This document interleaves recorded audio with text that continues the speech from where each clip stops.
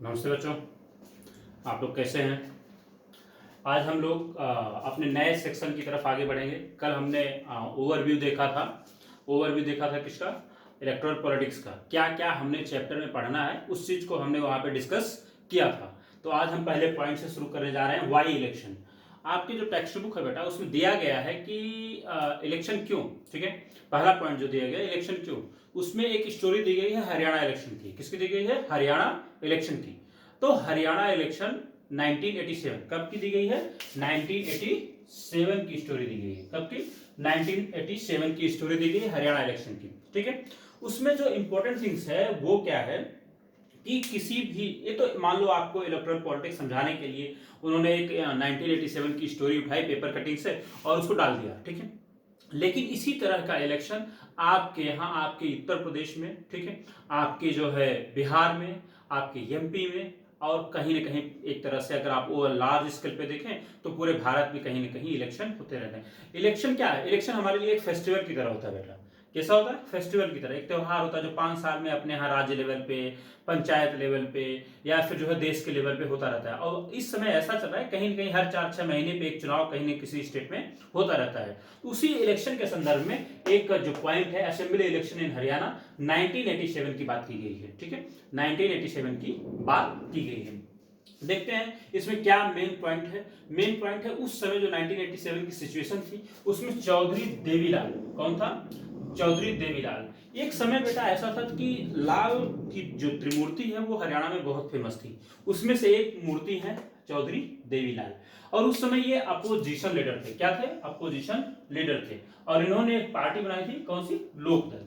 New party form की थी। किसके खिलाफ? कांग्रेस के खिलाफ। कांग्रेस 1987 में रूल कर रही थी, उसके खिलाफ इन्होंने एक तरह से वेव का मतलब इनकी लहर थी।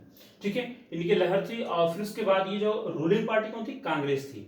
रूलिंग पार्टी के विरुद्ध इन्होंने एक नारा दिया। क्या नारा दिया? न्याय युद्ध का नारा दिया। न्याय युद्ध। न्याय युद्ध का क्या मतलब है? Struggle for justice. किसके लिए? Struggle for justice. इसके लिए उन्होंने नारा दिया कि हम जो है संघर्ष के लिए कार्य कर रहे हैं, हम संघर्ष के लिए कार्य कर रहे हैं, इस वजह से आप हमारा समर्थन करिए। ठीक है, तो कहीं न कहीं जो तत्कालीन समय था, उस समय की जो राजनीति थी, उस राजनीति के संदर्भ में अगर देखा जाए तो कांग्रेस एक तरह से पूरे देश में सभी राज्यों में कहीं ना कहीं मोनोपोली स्टेब्लिश की हुई थी। तो इस संदर्भ में एक लोक दल जैसे नई पार्टी का उभरना हमारे लिए सामान्य बात नहीं थी, क्योंकि कांग्रेस जो आजादी आंदोलन से जुड़ी हुई पार्टी थी, उसका लाभ कहीं ना कहीं जो है उसको वर्तमान समय तक मिलता आ रहा था।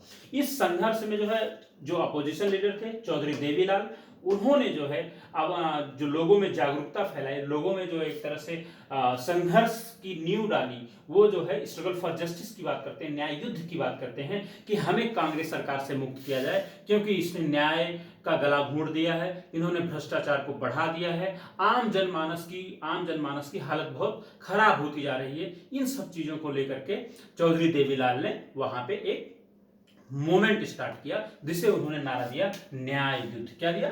न्याय युद्ध। ठीक है, फिर उसके बाद देवीलाल ने क्या किया? देवीलाल ने इलेक्शन से पहले एक काम किया कि way the loan of farmers and small businessman, वो छोटे किसानों और जो एक तरह से बिजनेसमैन है, फार्मर्स हैं और छोटे बिजनेसमैन हैं, उनका जो है जो लोन है वो माफ कर देंगे। ऐसा उन्होंने अनाउंसमेंट किया कि अगर हमारी सरकार बनती है तो। इस कंडीशन में उन्होंने स्मॉल फार्मर और छोटे बिजनेसमैन, जो फार्मर्स थे और स्मॉल बिजनेसमैन थे, उनका कहीं ना कहीं जो लोन था, बकाया था, जो बैंकों से लिया गया था, उसको माफ करने की बात करते हैं। तो एक तरह से पूरा का पूरा हरियाणा में क्या हुआ, पूरा यूनाइट हो जाते हैं। इस बार हमें एंटी कांग्रेस वोटिंग करनी है, इस बार हमें वोट किसको देना है? देवीलाल को देना है। ठीक है, तो देवीलाल को देना है। उसके बाद क्या होता है? फर्स्ट एक्शन ऑफ गवर्नमेंट क्या होता है? ये भी होता है कि जब जो है इलेक्शन रिजल्ट आता है, ये उन्होंने ये भी कहा देवीलाल ने कि हमारी सरकार का पहला काम होगा कि हम जो है किसानों और छोटे जो व्यापारी हैं, बिजनेसमैन हैं, उनका जो है कर्जा माफ कर देंगे। ये फर्स्ट एक्शन होगा देवीलाल गवर्नमेंट का, ये फर्स्ट एक्शन होगा। ठीक है, ऐसा उन्होंने उस संदर्भ में कहा था। ठीक है, इलेक्शन रिजल्ट क्या हुआ, इलेक्शन रिजल्ट जब आया हरियाणा में, तो फिर उसके बाद लोकदल अकेले लोकदल ने 60 सीटों पे चुनाव जीती और उसके पार्टनर्स को मिलाकर के 76 सीटें, टोटल 96 हैं। इसका मतलब है कि लोकदल ने 2/3 बहुमत से अधिक बहुमत हासिल किया और उन्होंने अपनी सरकार बनाई।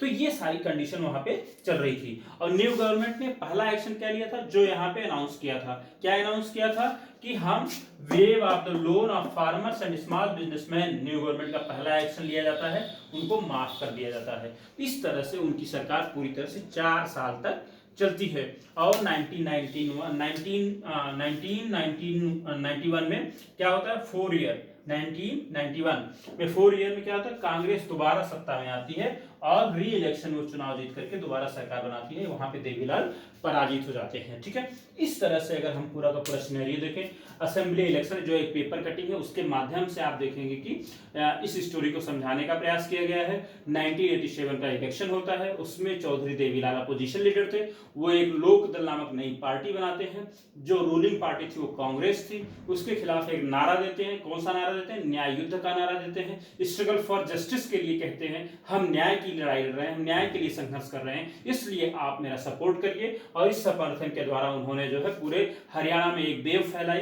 मतलब लहर आई और उन्होंने सरकार बनाई। सरकार बनाने उन्होंने अनाउंस क्या किया था, loan of farmers and small businessman ये हम खत्म कर देंगे, ऐसा उन्होंने अनाउंसमेंट किया। फिर उसके बाद जो है भ्रष्टाचार और करप्शन को खत्म करने की बात कही। तो फिर इसके बाद जो है उनका जो रिजल्ट आता है, तो रिजल्ट में लोक दल 60 सीट अकेले जीतती है, पार्टनर के साथ 76 सीट जीतती आउट ऑफ 90, तो 90 सीटों में 76 सीट, मतलब बहुत ज्यादा प्रचंड बहुमत से वो उभर कर हरियाणा में आते हैं। और नए गवर्नमेंट का पहला काम होता है कि फार्मर्स और स्मॉल बिजनेसमैन का लोन को माफ करना है। लेकिन ये 4 ईयर तक शासन करते हैं, 1991 तक। फिर उसके बाद कांग्रेस दोबारा इलेक्शन जीत जाती है और फिर से वो सरकार बनाती है। और इस पे कोई डाउट होगा तो हम गूगल मीट ऐप पे जब क्लास लेंगे तो उसको हम क्लियर करेंगे। ठीक है बेटा, ठीक, नमस्ते।